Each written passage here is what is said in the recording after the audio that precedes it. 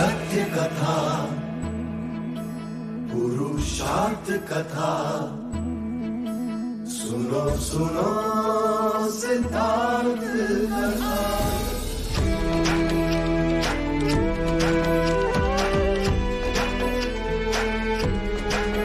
संसार में दुख का कारण क्या, संताप शोक का निवारण क्या। संसार में दुख का कारण क्या, संताप शोक का निवारण क्या। इस खोज में सब कुछ त्याग दिया, हर वैभव से वैराग लिया। वो सृष्टि से संयुक्त हुए, सिद्धार्थ से गौतम बुद्ध हुए।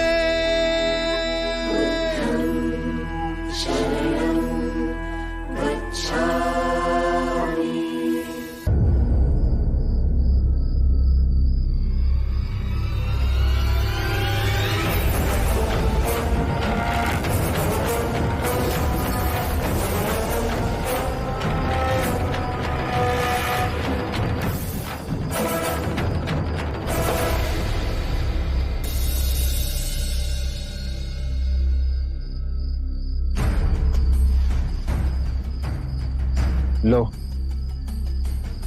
आज मैं अपना क्षत्रिय धर्म तुम्हारे चरणों में रखता हूं।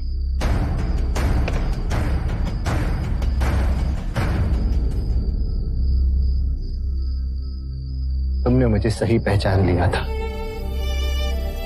और मैं अहंकार के मद में चूर न कभी स्वयं को समझ सका और न ही तुम्हारी बातों को। सदा सर्वदा अपने आप को उच्च का और तुम्हें निम्न का समझता रहा। किंतु आज मुझे समझ आ गया कि मेरी बातें कितनी निरर्थक, कितनी खोखली थी। देखो सिद्धार्थ, देखो बुद्ध, ये देवदत्त आज फिर से तुमसे पराजित हो गए। जब तुम यहाँ सच्चे मन से आए हो तो जय पराजय का भाव तुम्हारे मन में कैसे उत्पन्न हुआ?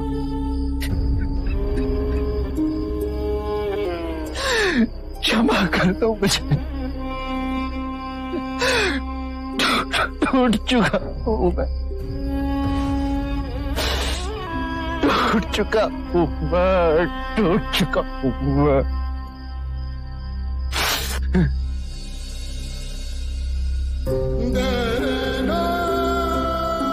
यही बात महत्वपूर्ण है देवदत्त, और इस पीड़ा से मुक्ति की चाह तुम्हारे अंतर में परम शांति का द्वार खोलेगी।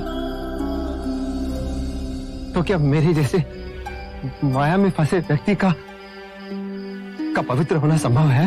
पवित्र और अपवित्र तो स्वयं तुम पर निर्भर है देवदत्त। आज तक ना तो कोई किसी को पवित्र कर पाया है और ना ही कर सकेगा। हे बुद्ध, क्या मेरे पुराने सभी कृत्य भूलकर आप मुझे अपने संग में स्थान देंगे? भले या बुरे, मुझे तुम्हारे कोई कृत्य स्मरण नहीं देवदत्त, और तुम भी उन्हें भूल जाओ। जिस दिन तुम्हारे अंतर में बदलने का भाव आया, उसी दिन से तुम्हारी नई यात्रा शुरू हो गई थी। कल प्रातः आनंद तुम्हें दीक्षा देंगे।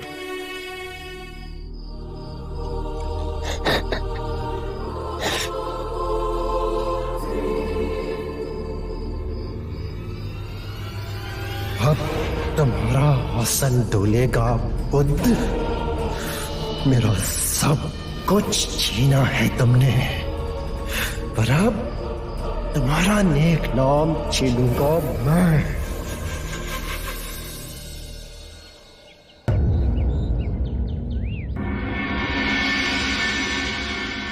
मैं धर्म संकट में हूं। करूं तो क्या करूं? अपनी प्रेम क्या होती है देश के लिए चढ़ा दूं या देश के लिए अपने प्रेम की बलि चढ़ा दूं? अगर जीवक ना होता तो देश के लिए अपने प्रेम की बलिदान दे देती। मैं मां भी हूं, मुझे जीवक का भी सोचना है। उसका सोचूं तो लगता है अजात शत्रु से विवाह कर लेना चाहिए। जीवक के भविष्य में मगध का सिंहासन होगा। जीवक अब बालक नहीं है देवी, वो क्यों अजात शत्रु को अपने पिता के रूप में स्वीकार करेगा? क्या वो आपकी बलि देकर मगध के सिंहासन पर बैठेगा या फिर बुद्ध के मार्ग पर चलेगा? हर दिशा में अनेकों प्रश्न हैं। अब जो भी निर्णय लेगा जीवक ही लेगा। अजात शत्रु को रुकना होगा। ओम भगवते भिक्षाम देहि। आप आइए।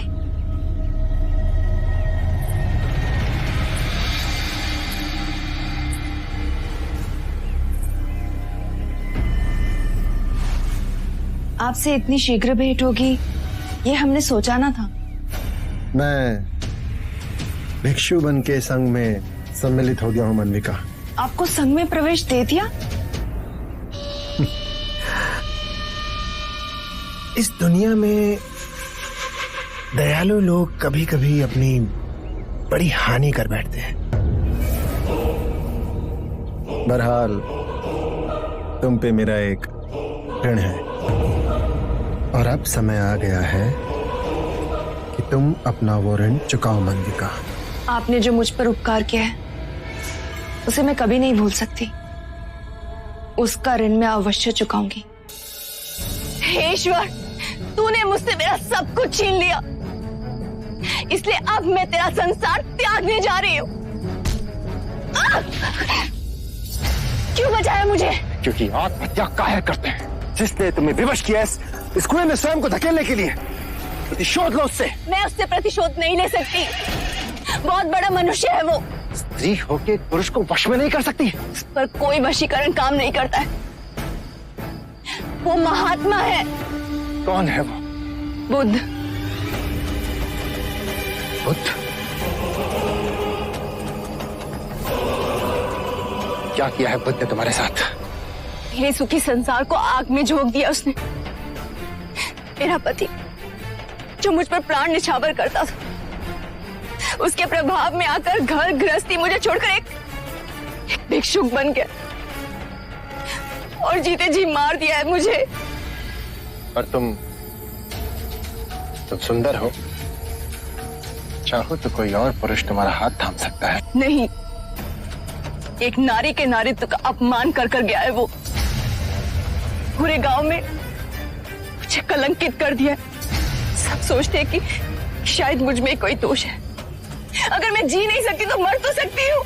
जिसने तुम्हारा घर, तुम्हारा संसार विध्वंस करके रख दिया, चैन से जिएगा? हाँ, मैं एक निर्धन निर्बल स्त्री और कर भी क्या सकती हूँ? अरे स्त्री अगर चाहे तो लोहे को भी पिघला सकती है, और तुम कायर हो। कायर नहीं हूँ मैं। प्रतिशोध लेने की हिम्मत है तुम्हें? हाँ है, किंतु मुझे समझ में नहीं आ रहा कि मैं कौन सा मार्ग चुनूं। मार्ग मैं दिखाऊंगा और तुम वही करोगी जो मैं कहूंगा।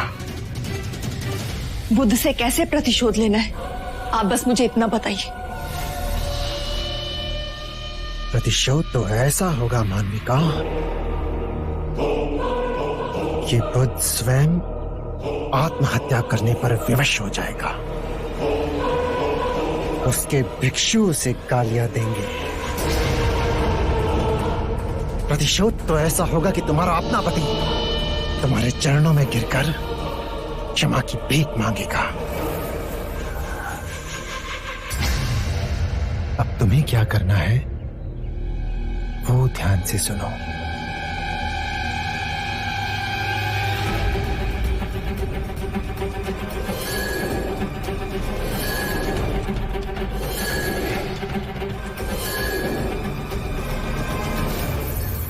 त्रिया चरित्र के आगे तो बड़े बड़ों ने घुटने टेक दिए। अब देखना मैं क्या करती हूँ।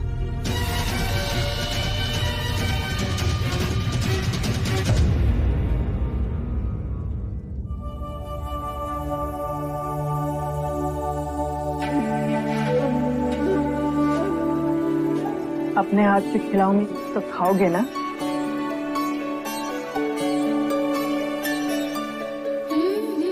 माँ बनने में कितनी विडंबना है। अपने शिशु के लिए हर क्षण उचित और अनुचित के बीच चुनाव करना होता है। अपने पुत्र के लिए निर्णय करना सर्वथा कठिन होता है। पता नहीं फल अच्छा हो या बुरा। यदु ने मुझे सारी बातों से पहले अवगत कर दिया है। मुझे तुम्हारी सलाह चाहिए। इस बार मैं जीवन के 2 रास्तों में हूँ। यदि मैं मगध की महारानी बनती हूँ तो भविष्य में तुम्हें मगध की राजगद्दी मिल सकती है। और वैशाली में देशद्रोही होने का कलंक आप जीवन भर उठाएंगी। आप अपने पुत्र के लिए अजात शत्रु पर भरोसा कर रही हैं। वो अजात शत्रु जिस पर भरोसा किया ही नहीं जा सकता। पर जीवक, तुम्हारा भविष्य। जो भविष्य अनिश्चित है उसके लिए मैं अपनी माँ को उनका वर्तमान बिगाड़ने दूं? तुम्हारे उत्तम विचार। ये मेरे विचार नहीं है माँ, ये उनके विचार हैं जिन्होंने मेरे जीवन को नई दिशा दी है। माँ, मैं राजा बनना नहीं चाहता।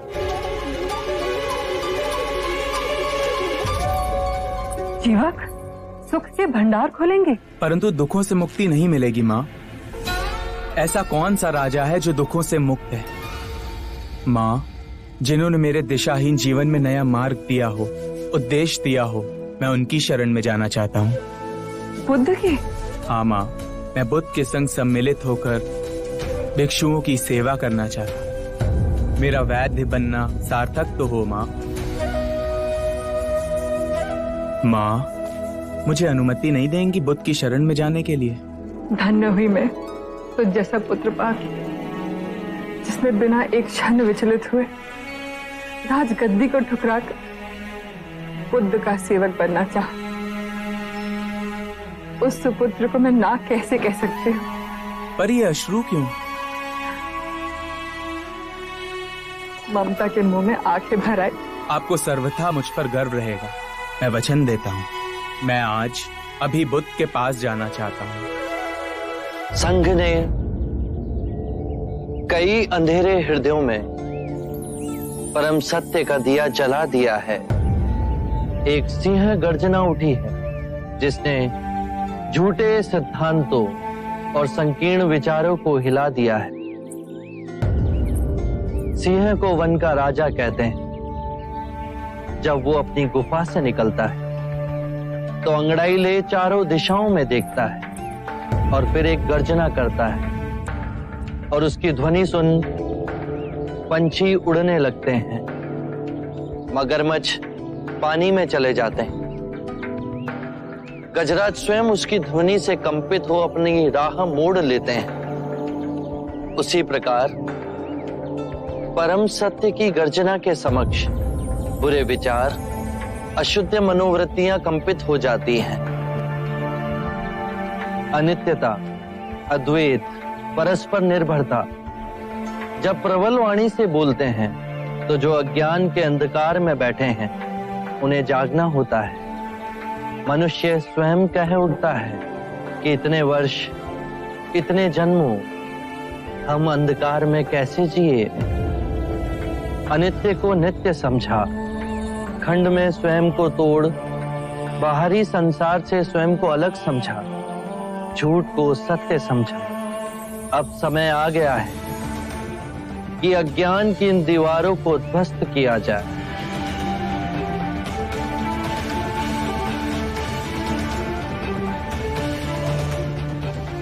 बुद्ध, इस सूत्रों को हम सेहा गर्जना कहेंगे।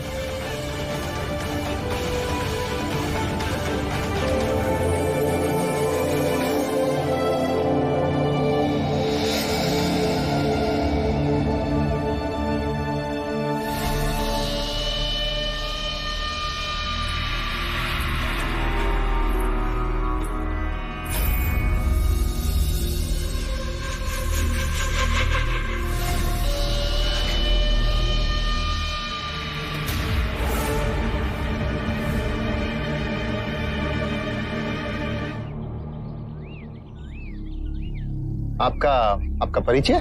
दौमुख। दोमुख।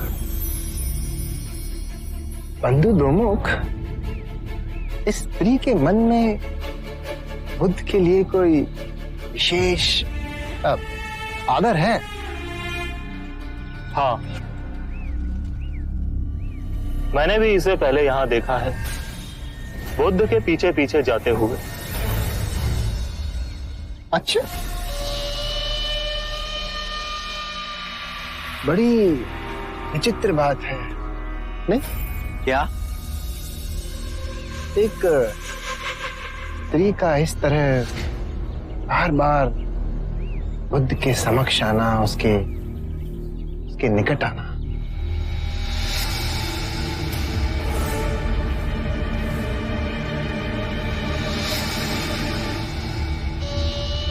मैं अच्छी तरह से जानता हूं देवदत्त को। हीन भावना से ग्रस्त है वो। आरंभ से ही सिद्धार्थ से हीनता का भाव पालता आया है। जो भी सिद्धार्थ का था उसको चाहिए था। पर आपने तो उसे कपिलवस्तु की राजगद्दी देने का आश्वासन दिया था। अब उसे राजगद्दी में वो राज कहां? अब तो उसे बुद्ध का आध्यात्मिक संपदा चाहिए। क्या हम उस पर भरोसा कर सकते हैं? कुंद बुद्धि का है देवदत्त। वो बुद्ध के साथ अवश्य कुछ ऐसा अनुचित करेगा जो इतने घटिया स्तर का हो। अब समझा मैं। आपने सोनदंड को यहाँ क्यों बुलवाया है? सोनदंड परम ज्ञानी पंडित हैं। उनका और बुद्ध का शास्त्रार्थ होगा, मगध की भरी सभा में होगा। ये राजनीति तो बहुत उत्तम है। परम ज्ञानी सोनदंड जी का पूरे मगध राज में डंका बजता है। उनके साथ शास्त्रार्थ में आज तक कोई जीत नहीं सका है। अवश्य ही बुद्ध की हार होगी, उसका प्रभाव कम होगा और मगध की प्रजा की आंखों से बुद्ध के आदर की पट्टी उतर जाएगी। प्रणाम महाराज। महाराज, सोनदंड जी आए हैं।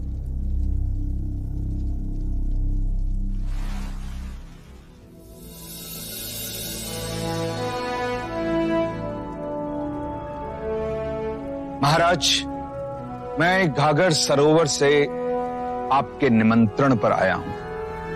किस कारण विशेष से आपने मुझे स्मरण किया है?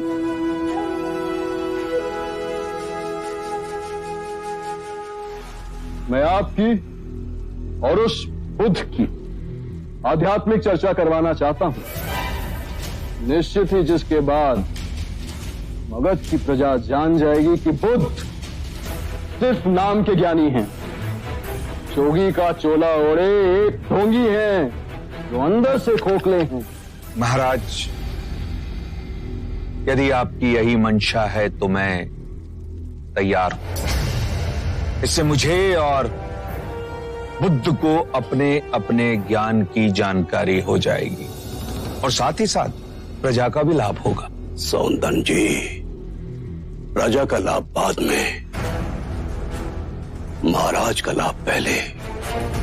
इस चर्चा में हमें अपने ज्ञान की वृद्धि नहीं करनी है, अपितु उस बुद्ध को पराजित करना है, उसके व्यक्तित्व की धज्जियां उड़ा देनी है। मगध की लाज आपके हाथों में है सोनदंड जी। आशा है आप हमारा शीश बुद्ध के सामने झुकने नहीं देंगे। ये तो मगध के सम्मान की बात है। ऐसा ही होगा। आप एक बार बुद्ध को मेरे सामने बिठाइए तो सही, फिर देखिए कैसे मैं वेद, उपनिषद और दर्शन के सिद्धांतों में मैं उन्हें उलझाता हूं। कुलगुरु, आप बुद्ध को हमारा निमंत्रण भेजिए। जो आज्ञा महाराज। और आप आज से ही तैयारी शुरू कर दीजिए। जो आज्ञा महाराज। ये दाव आपका व्यर्थ नहीं जाएगा।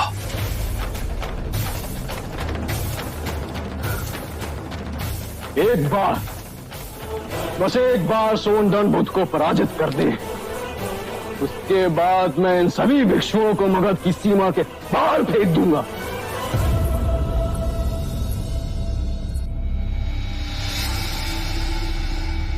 सुनिए सुनिए, ये फूल बुद्ध को।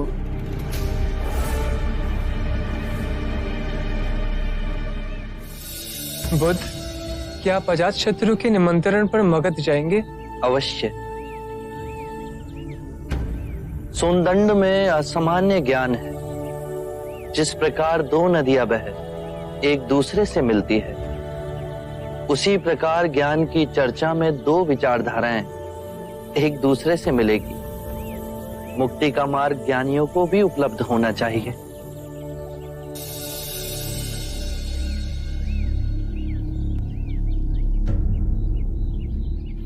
सुधा, तुम्हारे मुख पर इतना भय क्यों?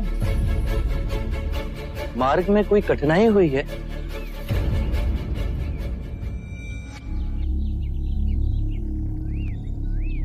निर्भय होकर कहो।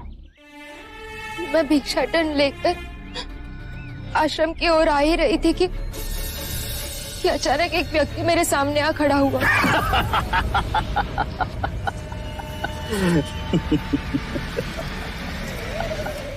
उसकी आंखों का भाव देख मैं डर गई। फिर आपके वचन मुझे स्मरण हुए और मैंने तुरंत अपनी सांस को साधा ताकि मैं शांत और होशपूर्ण रह सकूं। कृपया मेरा मार्ग छोड़ दे। मैं बुद्ध की भिक्षुनी हूँ। जवान हो और सुंदर भी हो, ये गेरुआ वस्त्र पहनकर अपना जीवन व्यर्थ क्यों गवा रही हो? इस सुंदर शरीर पर तो काशी में बुनी हुई रेशम के वस्त्र होने चाहिए। कृपया मेरा मार्ग छोड़ दे। मैं बुद्ध के पास जा रही हूँ। बुद्ध के पास क्या मिलेगा तुम्हें? मेरे साथ चलो, मैं तुम्हें शरीर सुख की अनुभूति करवाऊंगा। मेरा सुख मुक्ति और समाधि में है। कामनाएं केवल यातना देती है। यदि ये समझ सके तो कृपया मेरा मार्ग छोड़ दे। मैं आपकी कृतज्ञ रहूंगी। कितने मादक है तुम्हारे ये नेत्र, ऐसे न जाने दूंगा। आपको मेरे नेत्र सुंदर लगे? ठीक है, मैं इन्हें नोच कर आपको दे देती हूँ। नेत्रहीन का जीवन आपके स्पर्श से कई अधिक अच्छा होगा।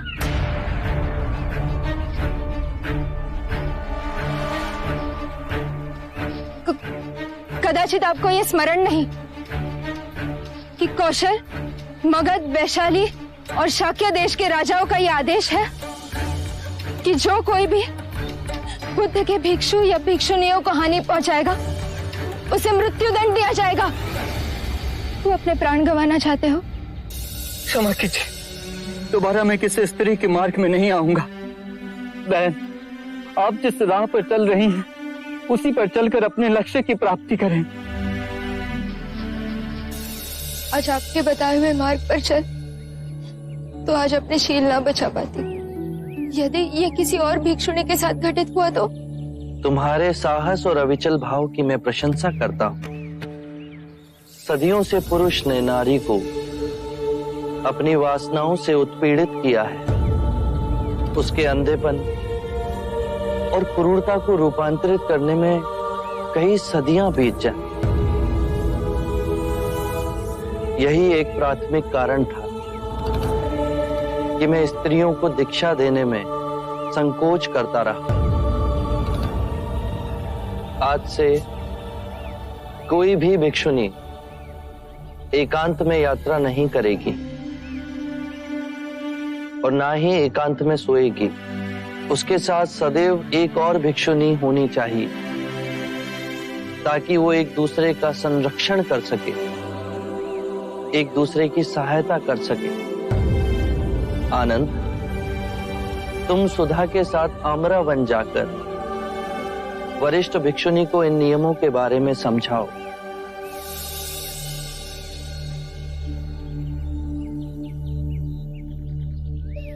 सुनिए, आप यहाँ खड़ी खड़ी क्या कर रही हैं? मैं ये पुष्प बुद्ध को देना चाहती थी। मैंने इनको पुकारा भी था किंतु इन्होंने सुना ही नहीं।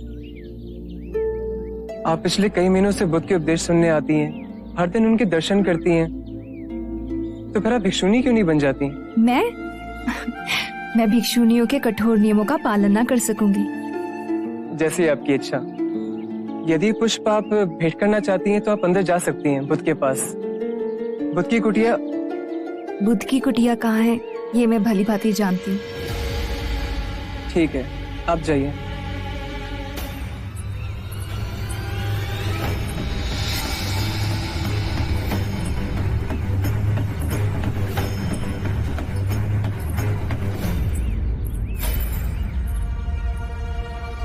ये स्त्री बुद्ध की कुटिया की ओर क्यों जा रही है? तो इसमें आश्चर्य की क्या बात है? मैंने तो इसे कई बार बुद्ध की कुटिया की ओर जाते देखा है। हाँ। बुद्ध की कुटिया की ओर? आज तो भीषण विवाद होगा। देखते हैं कौन जीतता है। बुद्ध ही सर्वश्रेष्ठ हैं। नहीं, आज सोनदंड जीतेंगे। नहीं, बुद्ध अनुभवी बातें कहते हैं। सोनदंड लिखी लिखाई। व्यर्थ की बात कर रहे हैं आप। मेरे हिसाब से सोनदंड जी आज पूरे मगध का शीश ऊंचा करेंगे। सही बात है। बुद्ध तो जय पराजय के बहुत आगे हैं। महाराज अजात शत्रु पधार रहे हैं।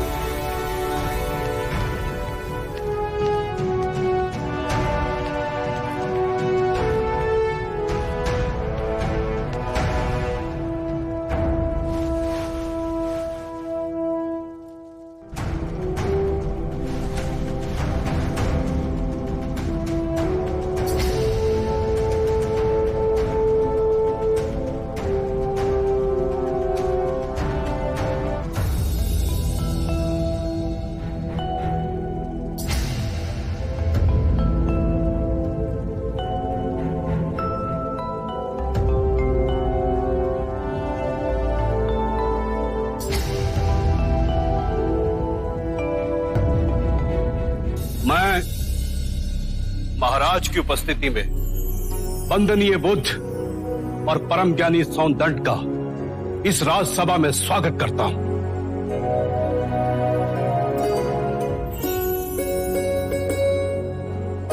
आचार्य सोनदंड की जय। आचार्य सोनदंड की जय। सोनदंड की जय।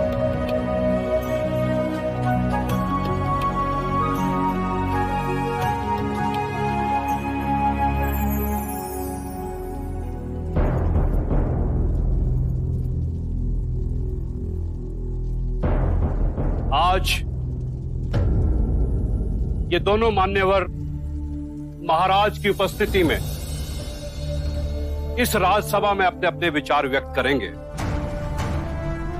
ऐसे विचार जिससे आप लोगों के ज्ञान की वृद्धि होगी। अब मैं दोनों मान्यवर से विनती करता हूं कि वो किसी एक विषय पर अपने विचार प्रकट करें। आप आयु में मुझसे छोटे हैं, अतः विषय चुनने का अवसर भी मैं आप ही को देता हूं। कहिए, किस विषय पर चर्चा करनी है?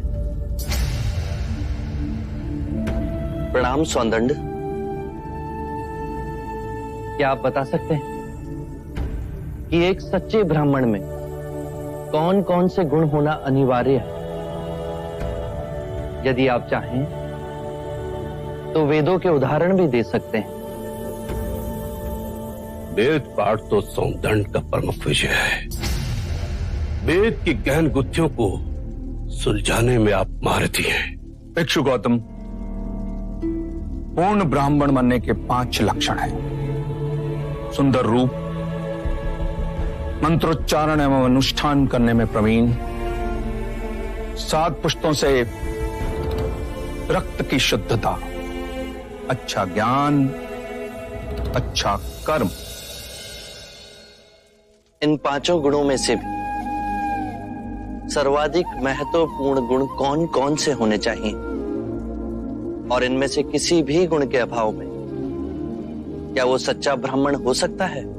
अंत के 2 गुण, अच्छा ज्ञान एवं अच्छा कर्म। सुंदर रूप, मंत्रोच्चारण एवं अनुष्ठान करने की प्रतिभा 7 पीढ़ियों से रक्त की शुद्धता आवश्यक नहीं। क्षमा कीजिएगा, परंतु सोनदत्त जी उचित उत्तर नहीं दे पाए। बुद्ध के प्रश्नों ने इन्हें उलझा दिया है। ये तो ब्राह्मणों का अपमान है।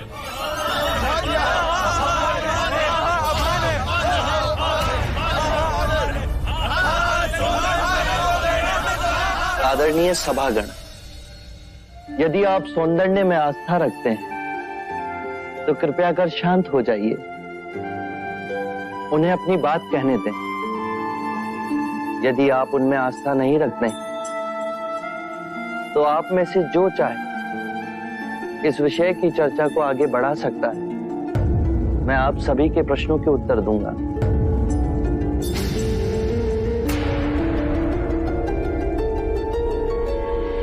मित्रों, हम सबके बीच में मेरा चचेरा भाई अंगक बैठा हुआ है।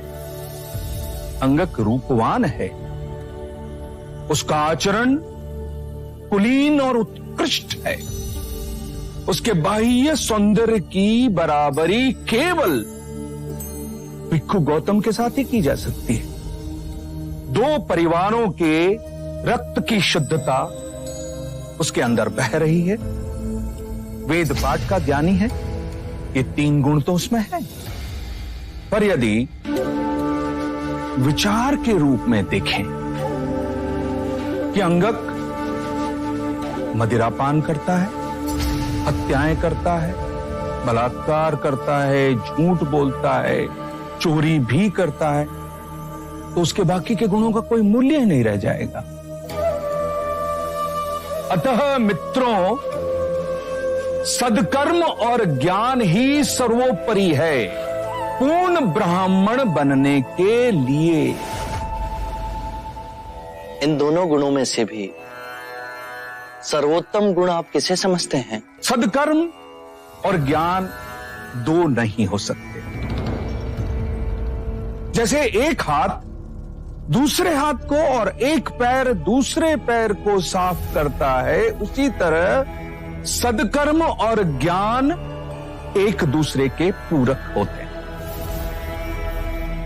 सदकर्म आपके विवेक को प्रकाशमान बनाता है और विवेक से किया कर्म आपको धार्मिक बनाता है, और यही जीवन का गूढ़ मंत्र है।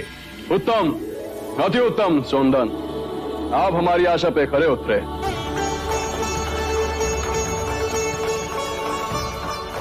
बुद्ध, अब आप बताएं कि हमारे परम विद्वान सोनदन से आप क्या पूछना चाहते हैं? सत्य कहा सौंदर्य आपने। सत्कर्म और ज्ञान जीवन के सबसे मूल्यवान गुण हैं। क्या आप बताएंगे कि सत्कर्म और ज्ञान को उच्चतम कोटि तक कैसे विकसित किया जाए?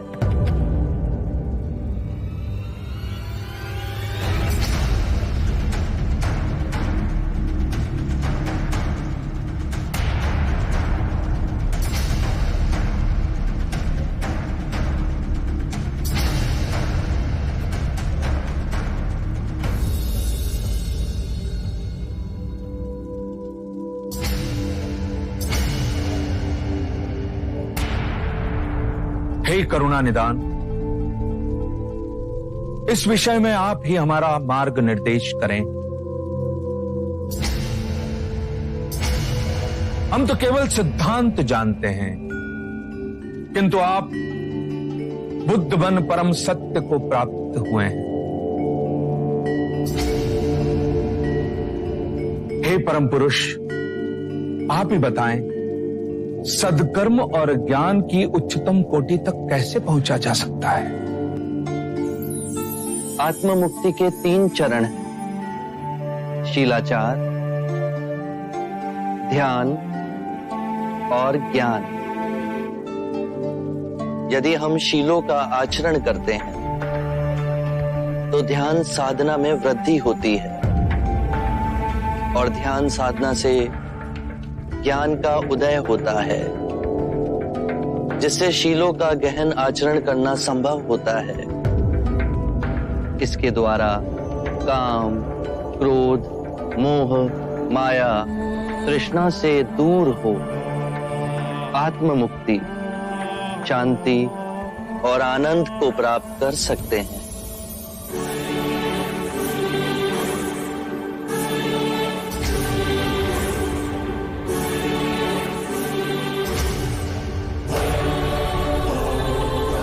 हे करुणा निधि, आपने मेरी आंखें खोल दी, मुझे अंधकार से प्रकाश में ले आए।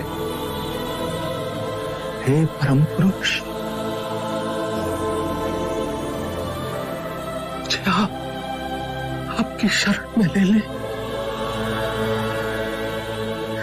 मुझे इस संग की शरण में ले ले परम पुरुष। शाक्य मुनि बुद्ध की, शाक्य मुनि बुद्ध की, शाक्य मुनि बुद्ध की, शाक्य मुनि बुद्ध की, शाक्य मुनि बुद्ध की, शाक्य मुनि बुद्ध की, शाक्य मुनि बुद्ध की, शाक्य मुनि बुद्ध की, शाक्य मुनि बुद्ध की, शाक्य मुनि बुद्ध की, शाक्य मुनि बुद्ध की।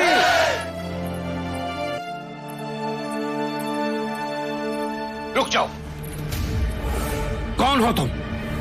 इस तरह से राजसभा में आने का अर्थ समझती हो? आने के लिए विवश थी मैं इस भरी सभा में बुद्ध से कुछ प्रश्नों के उत्तर चाहती हूँ। तुमको जो कुछ भी कहना है बुद्ध के संग में जाकर पूछ सकती हो। चली जाओ यहां से। कुलगुरु, पूछने दीजिए इसे, अगर बुद्ध को कोई आपत्ति ना हो। क्या पूछना चाहती हो तुम? मुनि गौतम, आप धर्म का बहुत उपदेश देते, आपका मान सम्मान भी बहुत है, किंतु आपको मुझ अबला की कोई चिंता नहीं, जिसे आपने गर्भवती बनाया है।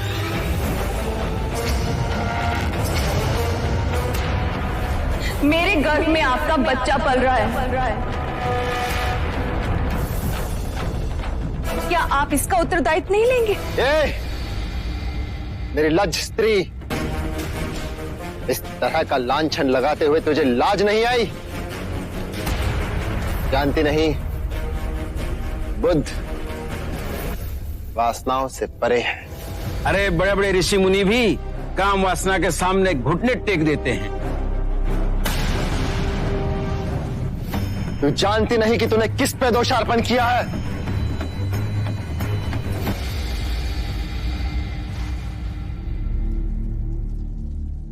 पुत्री, केवल दो ही लोग इस बात की पुष्टि कर सकते हैं कि ये सत्य है या असत्य, और वो हैं तुम और मैं।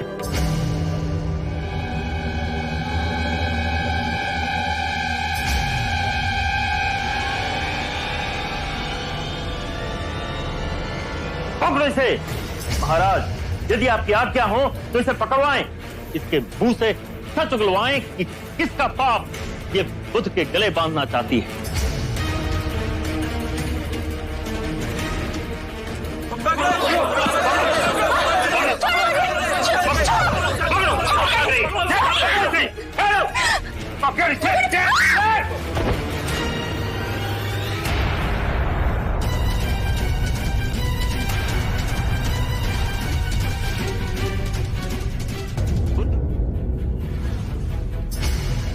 उन्हें हमारे बुद्ध पे ये झूठा लांछन लगाया। अब तेरे मुंह से ये सच्चाई उगलवाएंगे कि किसके कहने पे तूने ये काम किया है।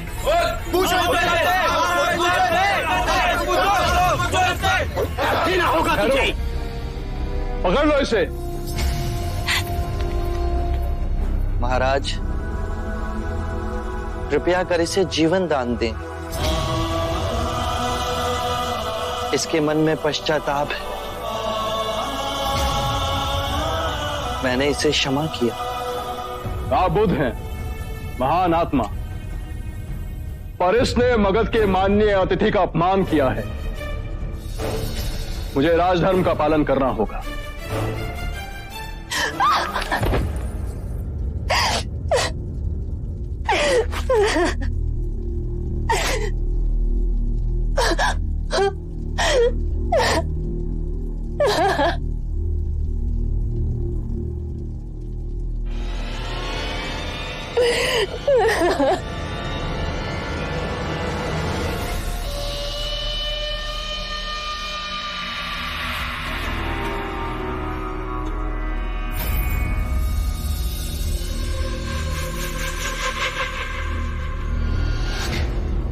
मेरा अंदेशा सही था। ये इस तरह का छल केवल कुमार देवता ही कर सकता। मुझे पता नहीं था कि तुम्हें तो कभी कुछ पता ही नहीं होता। जब तुम क्रोधित होते हो तो मति मारी जाती है तुम्हारी। अब देखो, उस दिन क्रोधित हो तुमने हमारी मैत्री को ठुकराया था, किंतु आज इसे बंदी बना हमने अपनी मैत्री को निभाया है।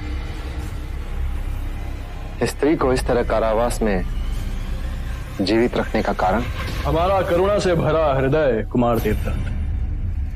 इसे बंदी न बनाते तो ये बुद्ध के चरणों में गिर इस कुकर्म के लिए उकसाने वाले का नाम बता देती। तुम्हें संग से बाहर फेंक दिया जाता और फिर कुमार देवता तुम घर के रहते न काट के।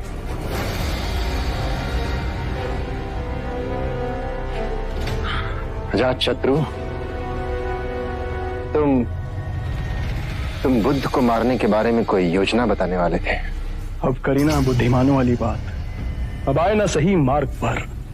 मित्र, मेरा एक कार्य कर दो। इस स्त्री को मुक्त कर दो। सही समय और सही अवसर देखे बिना अजात शत्रु कभी कुछ नहीं करता। और अब तो अजात शत्रु के हाथ में ये दो धारी तलवार आई है। इसका कैसे और कब उपयोग करना है ये तो आने वाला समय ही बताएगा। आरंभ हो गई निर्वाण प्रथा, सुनो सुनो ये बुद्ध कथा। आत्ममुक्ति के 3 चरण हैं: शीलाचार, ध्यान और ज्ञान। शीलों का आचरण करने से ध्यान साधना बढ़ती है। ध्यान साधना से ज्ञान का उदय होता है, जिससे शीलों का गहन आचरण संभव होता है। इससे हम लोभ, क्रोध और अज्ञान से मुक्त होकर आत्म मुक्ति, शांति और आनंद की प्राप्ति कर सकते हैं।